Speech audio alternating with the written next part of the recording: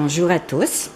Alors, je vous présente un autre modèle de mangeoire d'oiseaux que j'ai fabriqué avec un contenant de jus. Ça peut être un contenant de lait, c'est un contenant qui était en carton. Alors, j'ai déjà fait quelques tutoriels pour vous expliquer en détail comment je procède pour couper le contenant. Alors, celui-là, j'ai pris de la tuile, de la vraie tuile à plancher qui est autocollante. Puis, je l'ai recouverte, toute la boîte, avec la tuile.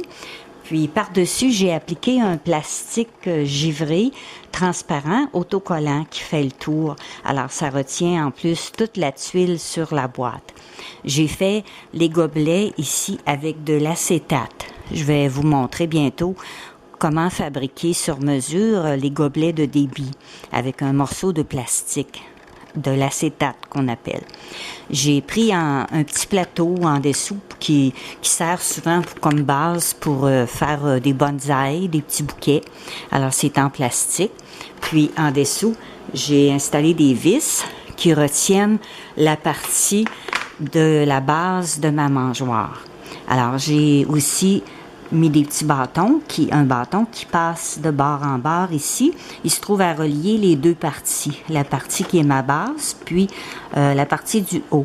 Alors, quand je veux la nettoyer, j'enlève le bâton, puis je sors mon dessus de la base. Alors, j'ai collé un petit toit avec un peu de la colle chaude. J'ai fait aussi la petite bande ici, qui est collée avec des trous pour la suspendre.